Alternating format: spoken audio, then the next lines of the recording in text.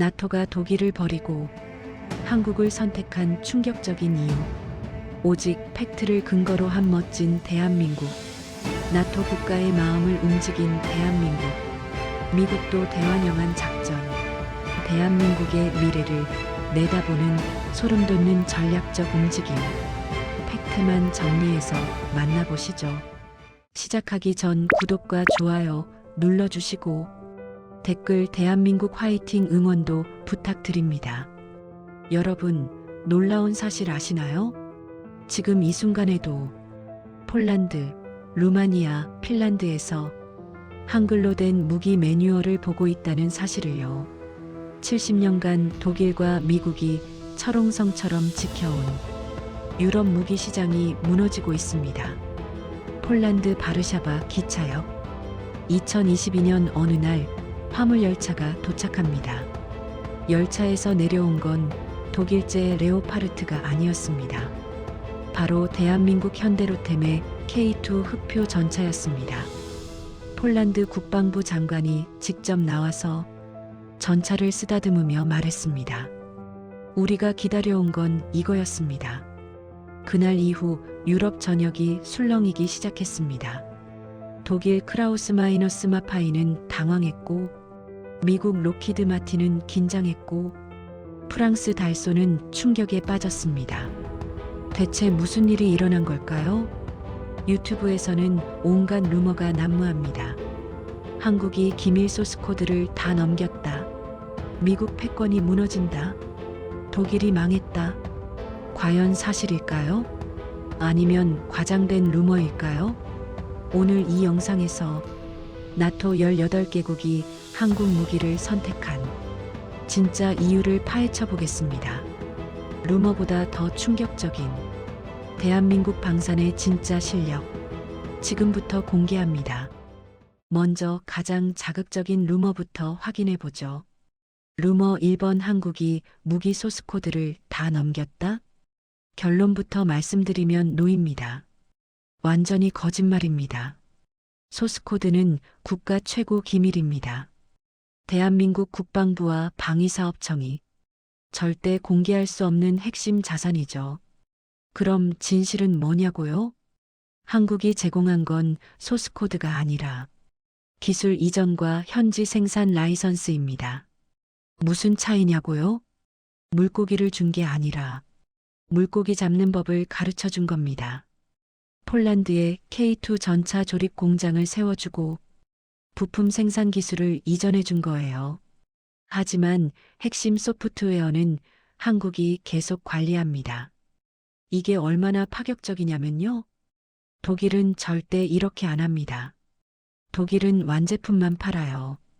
기술 절대 안 줍니다. 그런데 한국은 달랐습니다. 우리가 공장 지어드릴게요. 부품 만드는 법 가르쳐 드릴게요. 대신 우리랑 장기 파트너 하세요. 이게 나토 국가들의 마음을 움직인 겁니다. 루머 2번, 미국 패권이 무너진다? 이것도 노입니다. 오히려 정반대예요. 미국은 지금 한국 방산을 환영하고 있습니다. 왜냐고요? 우크라이나 전쟁 터지고 나서 미국이 동맹국들한테 무기를 엄청 줬어요. 근데 문제가 뭐냐면 미국 무기 공장도 한계가 있다는 거예요. 폴란드가 전차 500대 주세요 하면 미국은 5년 기다리세요 해야 돼요. 생산 능력이 부족하니까요. 그런데 한국은 6개월 만에 보냅니다. 미국 입장에서는 고마운 거죠. 미국 내가 못 채워주는 걸 한국이 채워주네. 미국 게다가 한국 무기는 미국 시스템 기반이네. 미국 완벽하잖아. 이게 미국의 진짜 속마음입니다. 한국은 미국 패권에 도전하는 게 아니라 미국 중심 동맹 체제를 보완하는 역할입니다. 미국 국방부도 공식적으로 환영했어요. 한국은 신뢰할 수 있는 파트너다. 그럼 도대체 한국이 뭘 잘한 걸까요? 나토 18개국이 왜 한국을 선택했을까요? 핵심 이유 3가지 알려드립니다. 첫 번째, 압도적인 납기 속도. 독일 크라우스 마이너스 마파이가 레오파르트 전차 100대 납품하는데 걸리는 시간 5년입니다. 한국 현대로템이 K2 전차 100대 납품하는데 걸리는 시간 6개월입니다. 10배 빠릅니다. 왜 이렇게 빠를까요? 한국 방산 공장은 주 7일 24시간 돌아갑니다. 3교대 풀가동입니다. 독일 공장은요? 주 5일 하루 8시간만 돌아갑니다. 노동법 때문에 야근도 못 시켜요. 폴란드 입장에서 생각해 보세요. 러시아가 바로 옆에서 위협하고 있어요. 5년 기다릴 여유가 있나요? 없죠. 6개월 만에 오는 무기가 필요한 거예요. 두 번째, 나토 표준 완벽 호환. 한국 무기는 미국 무기 시스템 기반입니다. K2 전차는 독일 엔진에 미국 사격 통제 장치 들어갑니다. K9 자주포는 나토 표준 155mm 포탄 씁니다. FA-50 전투기는 미국제 무장 완벽 호환됩니다. 이게 왜 중요하냐고요? 나토는 연합군입니다. 폴란드군, 독일군, 프랑스군이 같이 작전을 펼쳐야 해요. 그럼 무기 규격이 같아야 하잖아요. 탄약도 같이 써야 하고, 통신도 연동돼야 하고요. 한국 무기는 이게 완벽하게 됩니다. 왜냐면 처음부터 미국 기준으로 만들었으니까요. 반면 중국이나 러시아 무기는 나토 시스템이랑 안 맞아요. 아예 별개 체계거든요. 세 번째, 압도적인 가동률. 무기는 사기만 끝이 아닙니다. 계속 굴려야 의미가 있어요. 독일 레오파르트 2 전차, 평균 가동률 60%, 한국 K2 흑표 전차, 평균 가동률 95%. 이게 무슨 뜻이냐면요. 독일 전차는 100대 있어도 실제로 움직이는 건 60대예요. 나머지 40대는 고장나서 정비 중이에요. 왜 그럴까요? 부품 수급이 느려서 그래요. 독일 부품은 주문하면 6개월 걸려요. 한국은요? 부품 주문하면 2주 만에 옵니다. 그것도 한국에서 직접 공수해줘요. 폴란드 입장에서 생각해 보세요.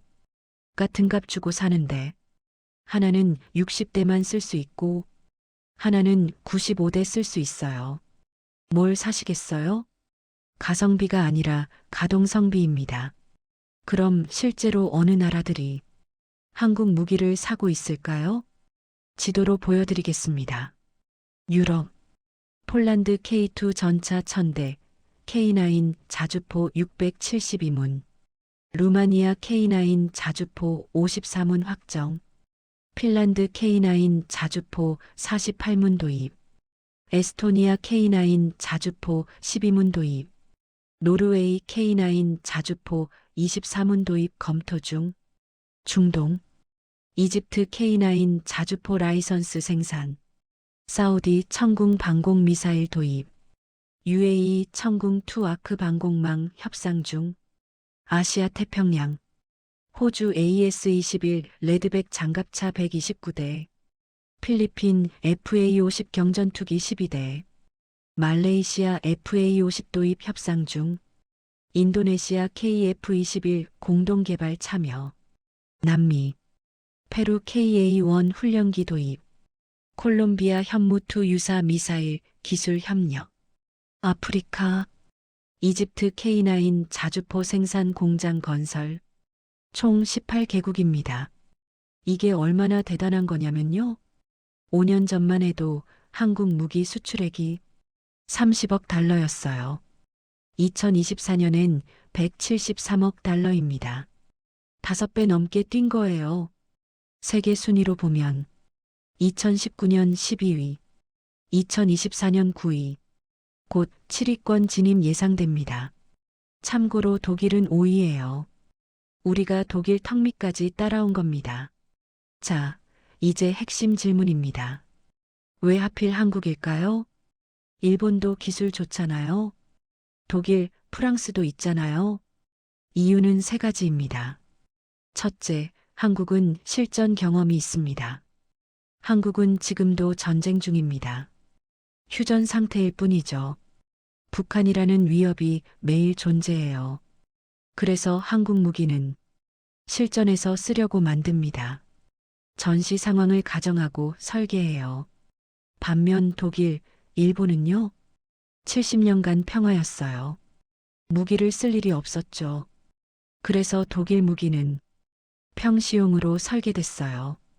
정비도 천천히 하고 부품도 여유롭게 만들고요.